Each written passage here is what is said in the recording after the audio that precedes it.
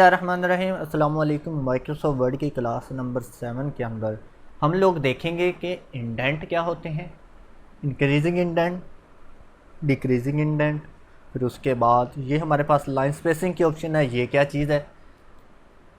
इसके बाद यहाँ से क्या होता है, फिर ये बॉर्डर किस काम आता है, ये सॉर्टिंग की ऑप्शन है, और ये फिर शो टैब्स एंड स्पेसिस की ऑप्शन किस काम आती है। अगर आप लोगों को इन चीज़ों के बारे में पता चल जाता है तो आप माइक्रोसॉफ्ट वर्ड के अंदर बहुत सारे काम जो है वो आसानी के साथ कर सकते हैं। यानी कि कोई भी डॉक्यूमेंट्स बनाते हैं ना, तो उसमें से जो है वो 10% इन ऑप्शंस का इस्तेमाल होता है। ये हमारे पास ये जो ऑप्शंस हैं, ये पैराग्राफ की जो ऑप्शन है, तो पैराग्राफ की ऑप्शन को अगर हम देखें तो हमारे पास माइक्रोसॉफ्ट वर्ड के अंदर 20% काम जो है वो पैराग्राफ ऑप्शन से हो जाता है। तो सबसे पहले हम लेते हैं यहाँ पे एक पैराग्राफ, तो हम रैंडम सा पैराग्राफ ले लेते हैं हमेशा की तरह जैसे लेते हैं। ये कमांड लगाएंगे, ब्रैकेट लगाएंगे और एंटर करेंगे तो हमारे पास 5 पैराग्राफ जो है वो यहाँ पे प्रैक्टिस के लिए आ जाएंगे। अब यहाँ पे इंडेंट की ऑप्शन क्या करती है, यहाँ पे अगर मैं कर्सर लेके जाऊँ तो देखिए यहाँ पे लिखा आ रहा है इंक्रीज इंडेंट। उसके बाद यहाँ पे देखें तो आपके पास आ रहा है डिक्रीज इंडेंट। तो इंडेंट असल में होता क्या है, इंडेंट कहते हैं कि अगर आप किसी पेज के ऊपर लाइन लगाते हैं और लाइन को अगर आप पेज के कहाँ से शुरू करते हैं, यानी कि देखें अगर मैं यहाँ पे इस तरह से देखें एक लाइन लगाऊं और ये लाइन मैंने देखे कहाँ से शुरू की है, यहाँ से, ठीक है ना। तो ये लाइन यानी कि मैंने यहाँ पे देखें अगर मैं इस तरह लाइन लगाऊं और ये लाइन मैंने शुरू की है यहाँ से, यानी कि ये वाला जो एरिया है इतना, ये मैंने खाली छोड़ा हुआ है। तो इस खाली एरिए से लेके यहाँ तक जो स्पेस है इसे इंडेंट बोलते हैं, कि हमने अपने डॉक्यूमेंट में जब कोई टेक्स्ट लिखना है तो कहाँ से शुरू करना है और कहाँ तक लिखना है। तो यहाँ पे देखिए इंडेंट जो है अभी बिल्कुल ज़ीरो है। यहाँ पे ऊपर देखें हमारे पास ग्रे कलर है, यहाँ पे ये रूलर्स के साथ ये देखिए ग्रे कलर, इसका मतलब है यहाँ पे मार्जिन है और यहाँ से हमारा पेज शुरू हो रहा है और यहाँ तक जा रहा है, यहाँ तक मार्जिन है। तो यहाँ से अगर हम इंडेंट को बढ़ाना चाहें तो देखिए अगर मैं यहाँ पे क्लिक करूँ तो देखिए मेरे जो यहाँ पे पैराग्राफ होगा उसका इंडेंट बढ़ेगा। यहाँ पे देखिए ये इंडेंट यहाँ तक आ गया। अगर मैं फिर से क्लिक करूँ तो ये मेरे पैराग्राफ का इंडेंट जो है यहाँ पे चला गया। अब देखिए इस पैराग्राफ के अंदर मैंने कुछ और अपनी लाइनें लिखनी है या वर्ड लिखने हैं, तो देखिए अगर मैं लिखता जाऊँगा तो इतना एरिया जो है मेरे पास खाली रहेगा, ये वाला ये खाली रहेगा क्योंकि हमने यहाँ पे इंडेंट जो है ना वो बढ़ाया हुआ है। अब हमें कैसे पता चलेगा कि यहाँ तक इंडेंट है, ये भी बड़ी कमाल की ऑप्शन है।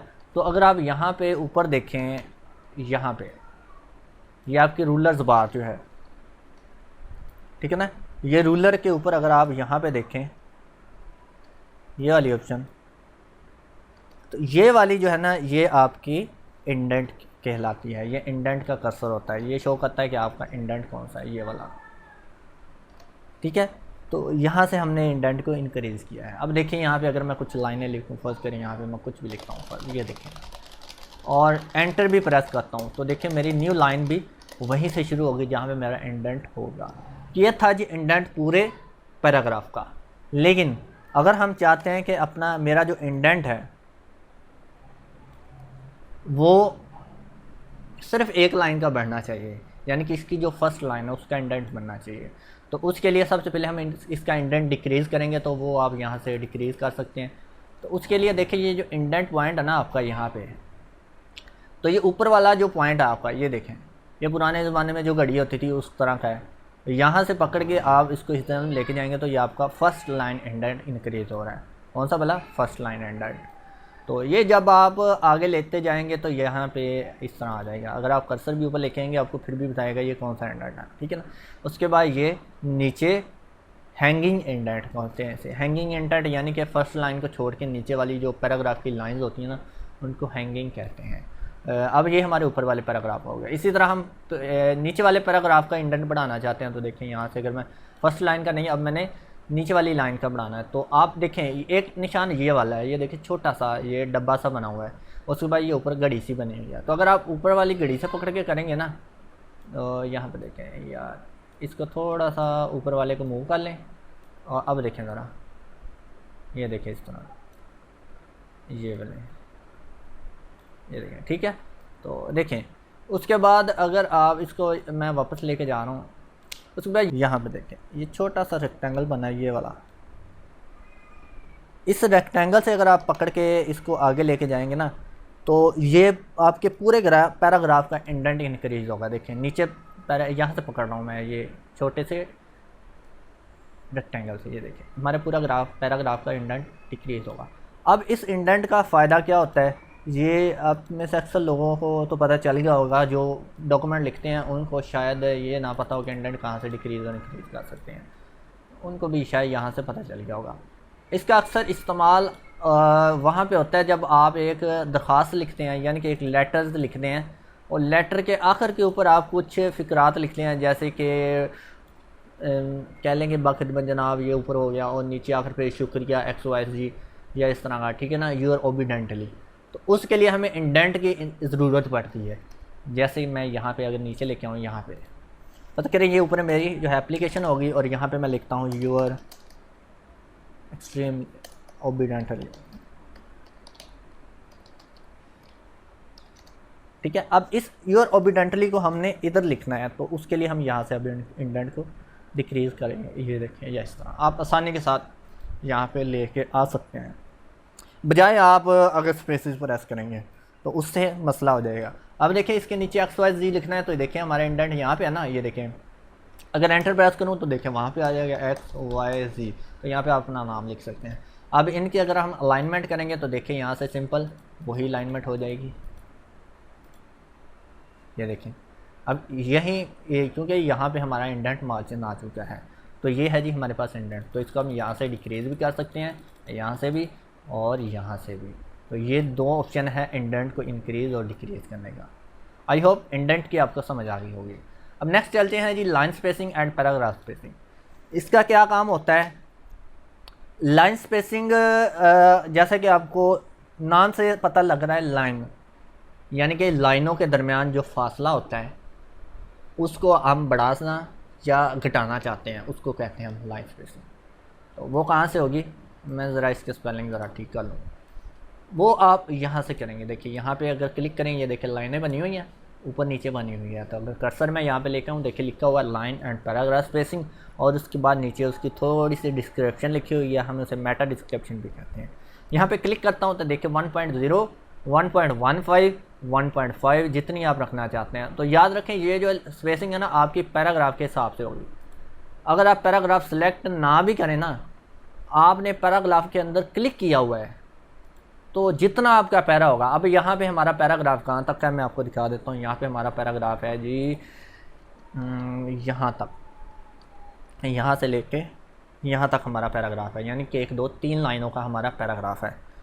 तो देखें मैं यहाँ पे अब इसे सिलेक्ट करने की ज़रूरत नहीं है। जहाँ पे मेरा कर्सर ब्लिंक कर रहा होगा, ये वाला कर्सर देखिए, यहाँ पे ये वाला कर्सर ब्लिंक आ रहा है, यानी कि ये मेरा इस पैराग्राफ के अंदर ब्लिंक आ रहा है।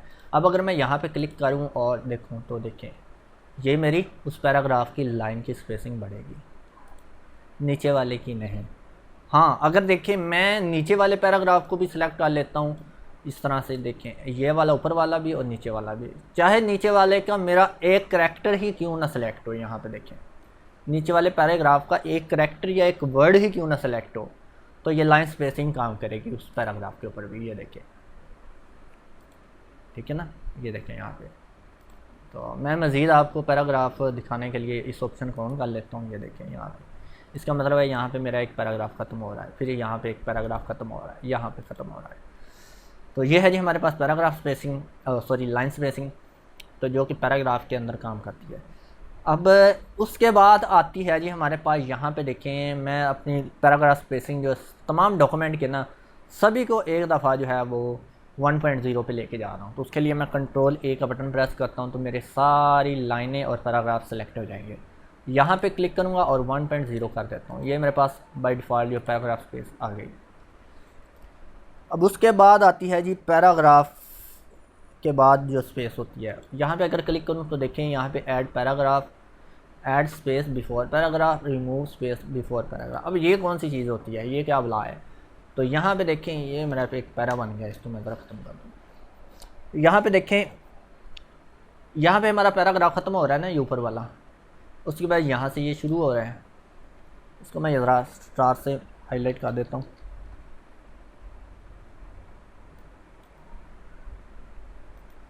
यानी कि यहाँ से ख़त्म हो रहा है और यहाँ पे ये, सॉरी, यहाँ से शुरू हो रहा है और यहाँ पे ये ख़त्म हो रहा है।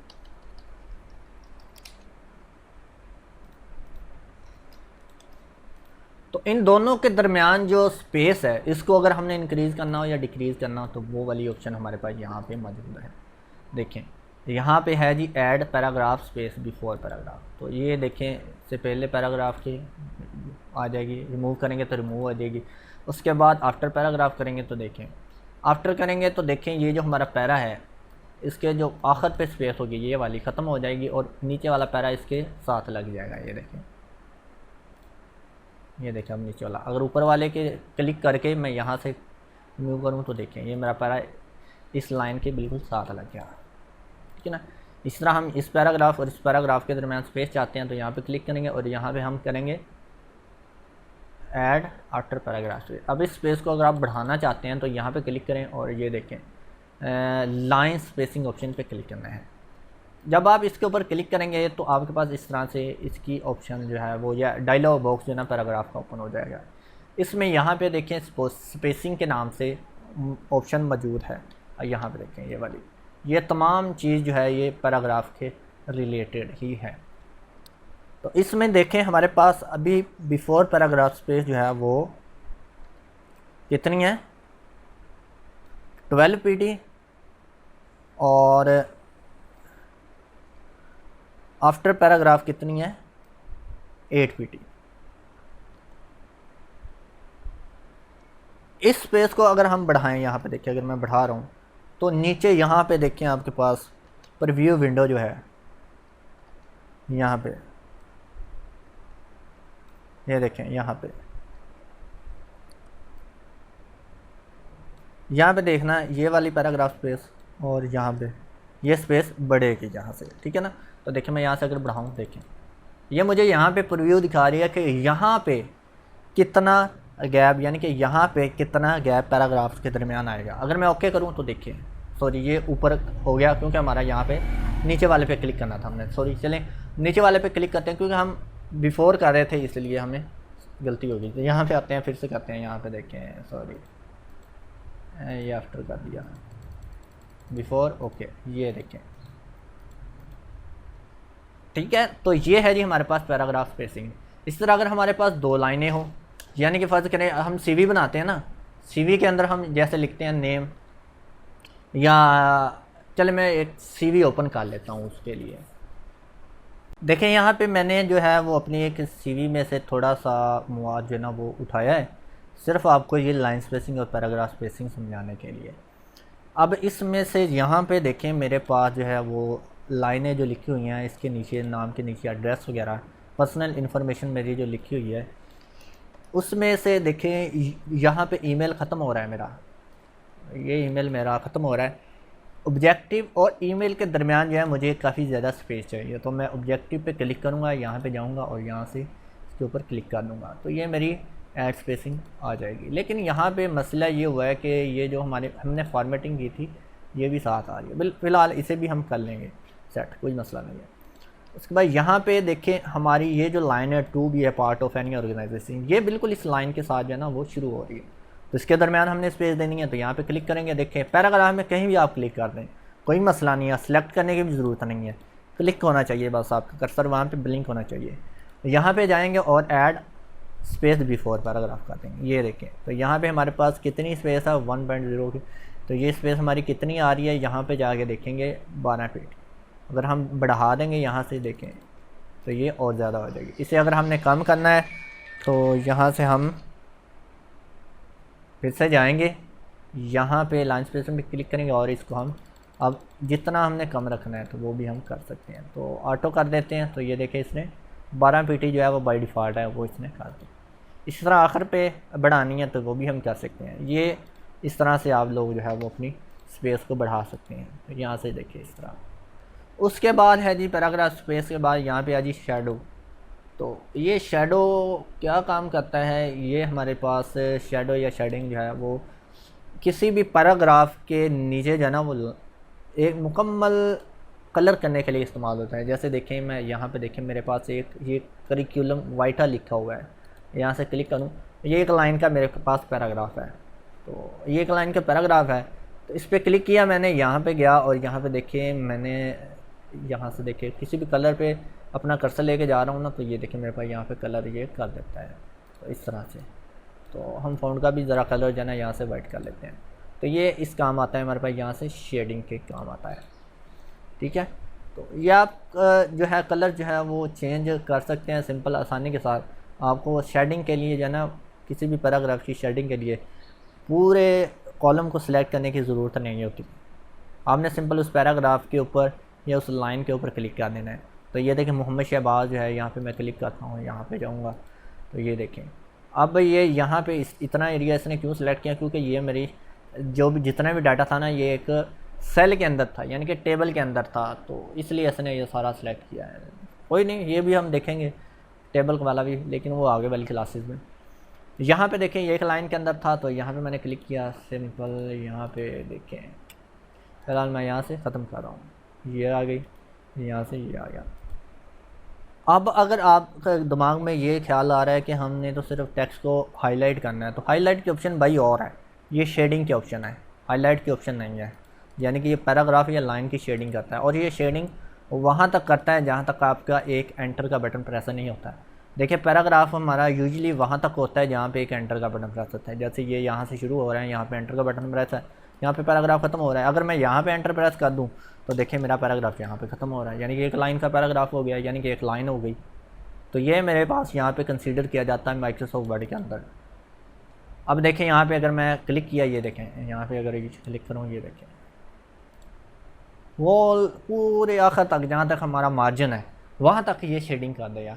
अगर आप इसको पूरे यहाँ पे पेज पे रखना चाहते हैं तो आप यहाँ से मार्जिन बढ़ा दें या ये इंडेंट को बढ़ा दें। तो जब आप इंडेंट बढ़ा देंगे तो आपका पूरी लाइन जो है वो वहाँ तक पहुँचेगी। इस तरह इधर से इंडेंट बढ़ा देंगे ये मार्जिन तक, ये लाइन आपकी इस तरह पूरी हो जाएगी।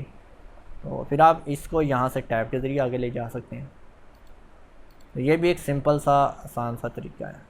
आई होप कि ये पैराग्राफ और ये इस चीज़ और इंडेंट वगैरह का पता चल गया। उसके बाद ये वाली दो ऑप्शंस आपको नज़र आ रही हैं, इसका आपको अभी लेना देना नहीं है इससे। ये असल में होती है हमारे पास टेक्स्ट डायरेक्शन के लिए। ये उस वक्त माइक्रोसॉफ्ट वर्ड के अंदर ऐड होती है जब आप उर्दू लिखने के लिए पाक उर्दू इंस्टॉलर जो होता है ना वो इंस्टॉल करते हैं। ये उर्दू लिखने के लिए एक सॉफ्टवेयर है जिससे हम माइक्रोसॉफ्ट वर्ड के अंदर उर्दू लिख सकते हैं। तो आप अगर अपना माइक्रोसॉफ्ट वर्ड ओपन करके देखेंगे ना तो ये दोनों ऑप्शंस आपको नज़र नहीं आ रही होंगी। उसकी वजह ये होगी कि आपने पाक उर्दू इंस्टॉलर नहीं इंस्टॉल किया। हाँ, अगर किसी की नज़र आ रही हैं तो इसका मतलब है उसने पाक उर्दू इंस्टॉलर इंस्टॉल किया हुआ है। आगे उसके बाद यहाँ पे इस ऑप्शन का भी आपको पता चल गया होगा कि ये किस लिए यहाँ पे मौजूद है। तो इसका भी बहुत ज़्यादा फ़ायदा होता है उस वक्त जब हम ये देखना चाहते हैं कि कहाँ पे हमने एंटर का बटन प्रेस किया, कहाँ पे स्पेस किया है, कहाँ पे टैब इस्तेमाल किए हैं। तो यहाँ पे देखें ये छोटे से डॉट का मतलब है यहाँ पे हमने स्पेस प्रेस किया है, इसका मतलब यहाँ पे हमने एंटर किया। अगर यहाँ पे हम टैब प्रेस करेंगे तो यहाँ पे देखिए कि इस तरह सा एरो बन जाएगा। इस एरो का मतलब यहाँ पे टैब है, यहाँ पे टैब है, यहाँ पे टैब है, यहाँ पे टैब है। तो ये बहुत ही काम की ऑप्शन है। तो ये भी आपको बाद में आइडिया हो जाएगा जब आप प्रैक्टिस करेंगे ना, तो इंशाल्लाह इसका भी आपको पता चल जाएगा। अगर मैं यहाँ पे क्लिक करूँगा तो ये इस तरह गायब हो जाएगी। हाँ, ये प्रिंट में नहीं आती, इसको घबराना नहीं है। तो आप ये पता नहीं क्या चीज़ होगी, तो ये प्रिंट में नहीं आएगी, ये इस चीज़ से आपने टेंशन नहीं लेनी।